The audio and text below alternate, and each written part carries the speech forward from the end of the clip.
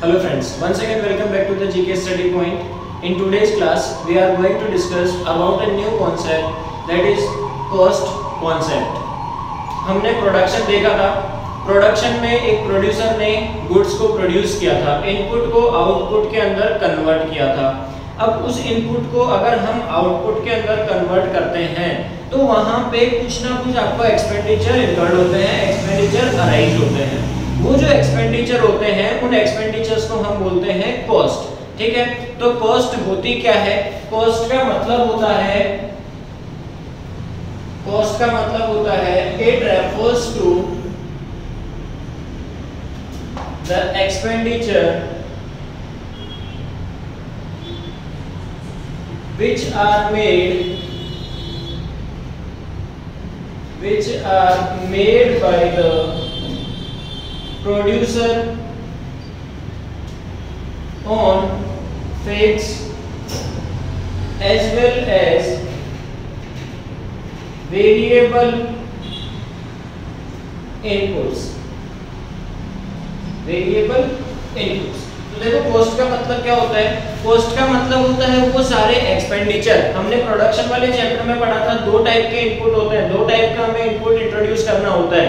Input के अंदर एक हमने देखा था फिक्स और दूसरा हमने देखा था वेरिएबल इनपुट. तो फिक्स इनपुट और वेरिएबल इनपुट, इन दोनों फैक्टर्स पे, इन दोनों टाइप के इनपुट्स पे आपको जितना एक्सपेंडिचर खर्च करना होता है, जितना एक्सपेंडिचर आप एक्सपेंड करते हो, दैट इज कॉल्ड कॉस्ट. तो कॉस्ट का मतलब क्या हो गया? कॉस्ट का मतलब हो गया फिक्स फैक्टर और वेरिएबल फैक्टर, दोनों पे हम टोटल जितना खर्चा करेंगे दैट इज कॉल्ड कॉस्ट.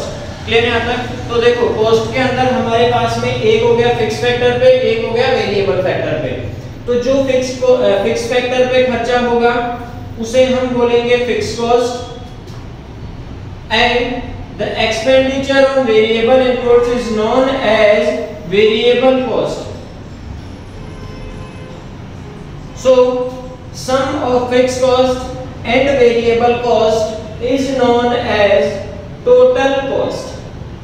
अगर हम टोटल कॉस्ट की मतलब इस कॉस्ट की बात करें तो कॉस्ट की बात करने के लिए आपके पास में एक हो गई fix cost and another one is variable cost.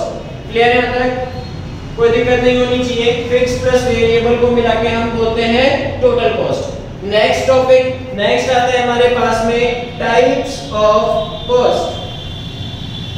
Next अगर मैं बात करता हूं तो वो है हमारा types of cost. Types of cost के अंदर सबसे पहला होता है हमारा explicit cost. Explicit cost. Clear? Explicit cost का मतलब क्या होता है? The expenditure which are made by the producer to outsiders. अगर मैं किसी आउटसाइडर, किसी बाहर वाले को कोई पैसा देता हूं, कोई पेमेंट करता हूं, that is called explicit cost. तो यहां पे आएगा expenditure which are made by the producer,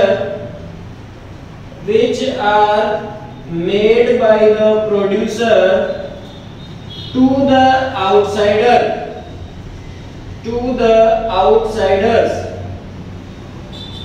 that is called explicit cost. अगर मैं इसके एग्जांपल की बात करूं तो लेबर, हमने बाहर वालों को पेमेंट देना है. जो वर्कर आपके यहाँ पे वर्क करने आएगा उसको आपको क्या देना पड़ेगा? पेमेंट देना पड़ेगा. That is called labour. Labour के अलावा हमने कोई भी चार्जेस दिया, मान लो रेंट पे किया है आपने, रेंट पे करोगे तो वो भी बाहर वाले को देना है. That is called explicit cost. Second हमारे पास में आती है इम्प्लिसिट कॉस्ट. एक्सप्लिसिट हो गया. सेकंड आती है हमारे पास इम्प्लिसिट कॉस्ट. इम्प्लिसिट कॉस्ट क्या होती है? इम्प्लिसिट कॉस्ट का मतलब होता है एक प्रोड्यूसर अपने आप को जो खर्चा करता है. हमने बाहर वालों को किया था एक्सप्लिसिट, अगर हम खुद को इटसेल्फ खर्चा करते हैं that is called implicit cost. तो इम्प्लिसिट कॉस्ट का मतलब होता है, इम्प्लिसिट कॉस्ट का मतलब होता है अपने पास में expenditure which are made by the producer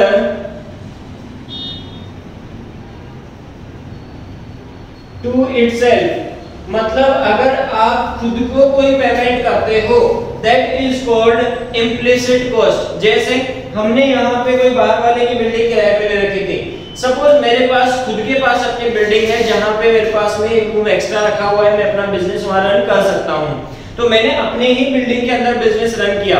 अब मैं खुद को तो किराया दूंगा नहीं, लेकिन जो बाहर वाले को किराया देना था उतना किराया मेरे पास में रिमेनिंग बचा हुआ है, तो वो मेरे को ही एक तरीके से किराया मान लिया जाएगा कि मैं बाहर वाले को देता उतना पेमेंट खुद को दे रहा हूँ। That is called implicit cost.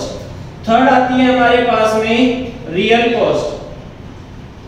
Real नाम से ही पता चल रहा है, जितनी कॉस्ट सबको बोलते हैं रियल कॉस्ट, मतलब एक्सपेंडिचर, या ऐसे मान लो इसको सम of explicit and implicit cost, जो आपने बाहर वालों को दिया प्लस जो आपने अपने आप को दिया उसको बोलते हैं हम real cost.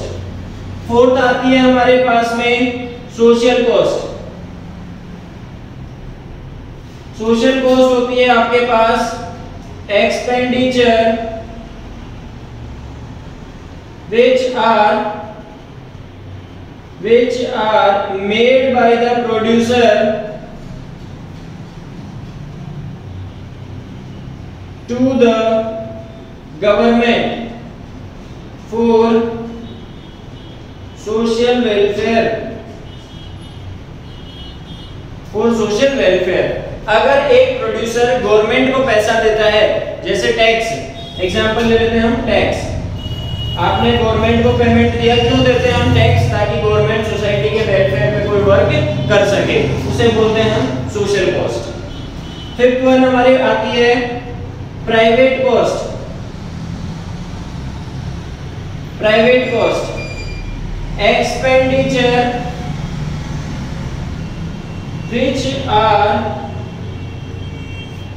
which are made by the businessman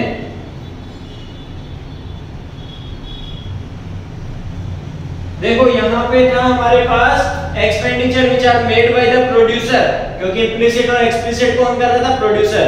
यहाँ पे बात आती है expenditures which are made by the businessman. अब प्रोड्यूसर और बिजनेसमैन में क्या फर्क है? प्रोड्यूसर जो प्रोडक्शन करेगा, बिजनेसमैन जो उसको सेल आउट करेगा। एक प्रोड्यूसर बिजनेसमैन भी हो सकता है और एक बिजनेसमैन भी प्रोड्यूसर हो सकता है, कोई दिक्कत नहीं। अगर दोनों वर्क का, फैक्ट्री का कोई वर्क होता है that is called producer, marketing का कोई वर्क होता है दैट इज कॉल्ड बिजनेसमैन। तो बिजनेसमैन जो खर्चा करेगा उसे बोलेंगे प्राइवेट कॉस्ट।